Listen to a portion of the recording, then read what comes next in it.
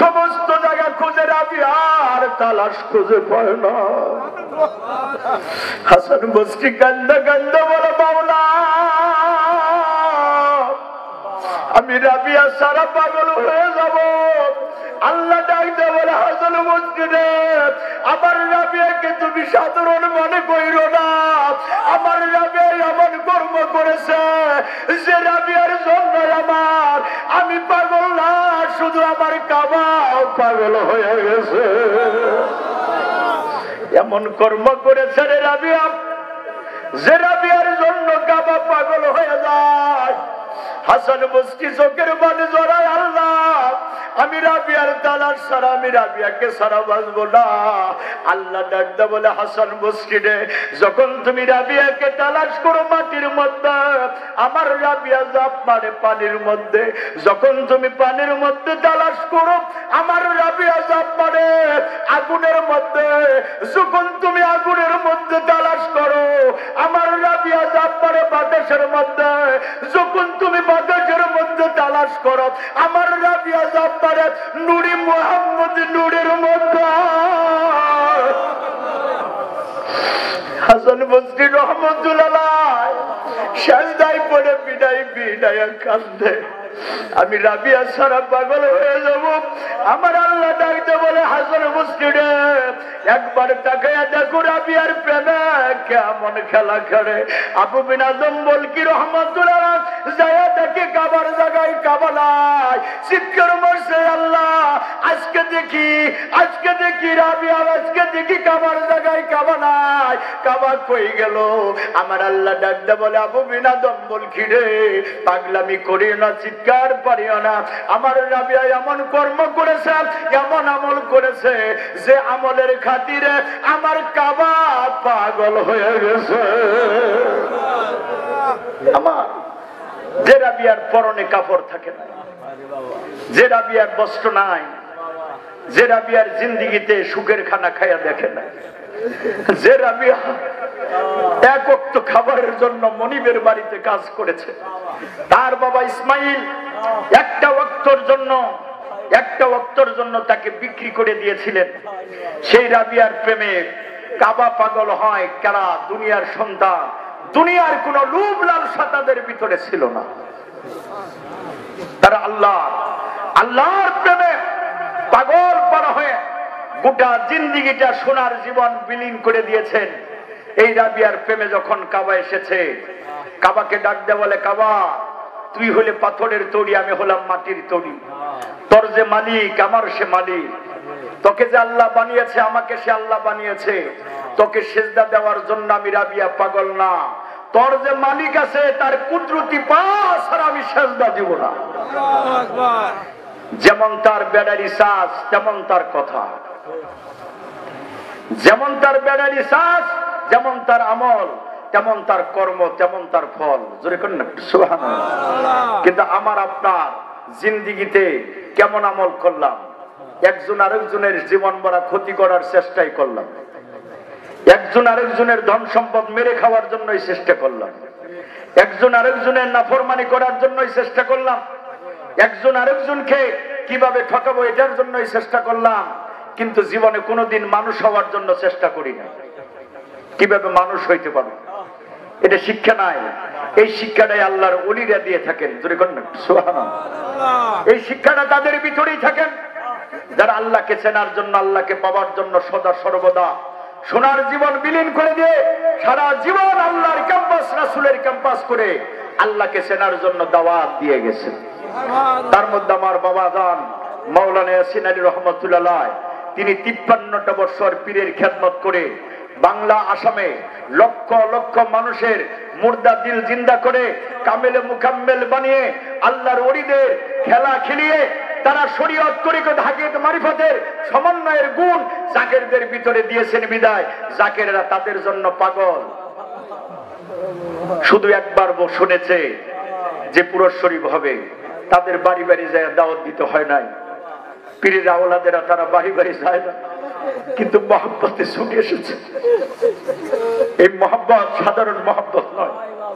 সাহাবীরা ভালোবেসেছেন রাসূলকে, সোনার জীবন বিলীন করে দিয়ে, যদি কোন সুবহানাল্লাহ, জাকেরেরা ভালোবাসে আল্লাহর ওলিকে, কারণ যার সাথে যার উঠা বসা, যার সাথে যার ভালোবাসা, যার সাথে যার মহব্বত, যার সাথে যার এই দুনিয়ার মধ্যে চলাফেরা, কাল কিয়ামতের ময়দানে তার সঙ্গে হাসর নসর।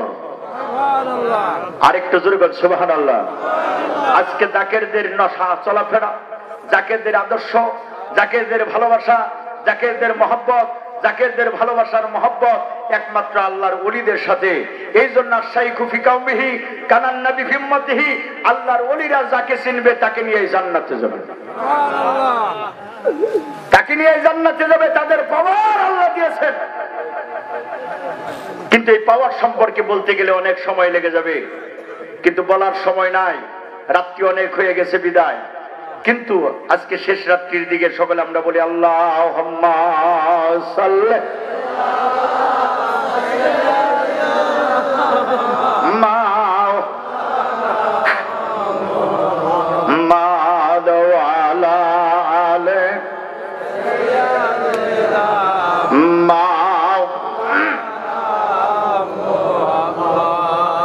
এবার আবু বিন আদম বলকি রহমাতুল্লাহ আলাইহি ডেকে বলে, হে রাবিয়া, তুমি আল্লাহর কাবা নিয়ে কি খেলা করো?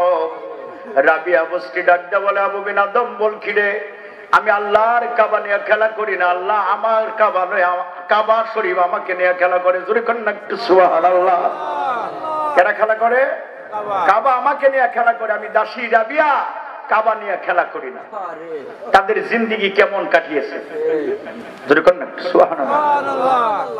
আপনারা দেখেন তারা কি সুখের খানার দিকে তাকিয়েছে? হযরতে ফাতেমা রাদিয়াল্লাহু আনহার জীবনের দিকে তাকান, আম্মা জান আয়েশা সিদ্দিকা রাদিয়াল্লাহু আনহার জীবনের দিকে তাকান, খাদিজাতুল কুবরা রাদিয়াল্লাহু আনহার জীবনের দিকে তাকান। দেখেন তাদের জিন্দেগি সোনার জীবন বিলীন করে দিয়েছে একমাত্র আল্লাহ রাসূলের মহব্বতে। তারা জীবনে কোনোদিন রাহারারি মারামারি স্বামীকে জীবনে কোনোদিন কষ্ট দেয় নাই। জীবনে একদিন, শুধু একদিন কথায় কথা বেড়ে যায়। হযরতে ফাতেমা রাদিয়াল্লাহু আনহা একদিন জীবনে বলেছিলেন, স্বামী গো, আপনার চাইতে আমার দাম বেশি। কি বলেছিলেন? জীবনে একদিন হযরতে জান্নাতের সর্দারনী ফাতেমা বলেছিলেন, আপনার চাইতে আমার দাম বেশি। হযরতে আলী বলেছিলেন, ফাতেমা, আমার চাইতে তোমার দাম কি করে হলো বেশি? হযরতে ফাতেমা বললেন, আগে জানতে চাই আপনার কাছে আমার চাইতে আপনার দাম কি করে হলো বেশি? হযরতে আলী বললেন, লাউলা কালামা খালাকতু আফলাক, যাকে সৃজন না করলে, পিয়ার না করলে, সৃষ্টি না করলে দুনিয়া কোনো কিছু বানাইতো না। ওই নবী এসেছে দুনিয়ার মধ্যে পুরুষ হিসাবে, মহিলা হিসাবে কোন নবী পয়গাম্বর আল্লাহ দুনিয়ার মধ্যে প্রেরণ করেন না। এই জন্য তোমাদের চাইতে আমাদের দাম বেশি। হযরতে ফাতেমা রাদিয়াল্লাহু আনহা দেখে বললেন, স্বামী গো, আপনি ঠিকই বলেছেন, কিন্তু আপনার চাইতে আমার দাম বেশি। এই জন্য যে নবীকে সৃজন না করলে, পিয়ার না করলে, সৃষ্টি না করলে আল্লাহ পাক লৌহ কলম, গাছ গাছরা, বৃক্ষলতা, চন্দ্র সূর্য কোনো কিছুই বানাইতো না। ওই নবীর বেটি আমি, আপনি তো কোনো নবীর বেটা না। এই জন্য আপনার চাইতে আমার দাম বেশি। হযরত আলী চোখের পানি ছেড়ে দিয়েছে। হযরত আলী কান্দে আল্লাহর কাছে বলে, আল্লাহ, তুমি আমাকে নবীর বেটা বানাও নাই, নবীর বেটি বানাও নাই, পয়গম্বর বানাও নাই, নবী বানাও নাই। এই বলে মসজিদের ভিতরে সাজদায় পড়ে কান্দে, শুকরগুজারি করে। ফাতেমা রাদিয়াল্লাহু আনহা বুঝতে পারলেন জোহর চলে গেল, আমার স্বামী আমার ঘরের ভিতরে আসে না। হয়তোবা ফাতেমা বুঝতে পারলেন এটা হলো বেজার হয়ে গেছে। জোহর যখন চলে গেলেন, হযরতে ফাতেমা রাদিয়াল্লাহু আনহা দয়াল নবীর হুজরার দরজার সামনে দাঁড়ায় বললেন, আব্বাজান, আমার স্বামীর সাথে আমি এই কথা বলেছি। দয়াল নবীজি ডাকতে বলে, ফাতেমা রে, শুনে নাও, কি কথা বলেছো? আমি বলেছি আপনার চাইতে আমার দাম বেশি। ইমাম হাসান এবং হুসাইনের বাবা বলেছে, ফাতেমা, তোমার চাইতে আমার দাম বেশি।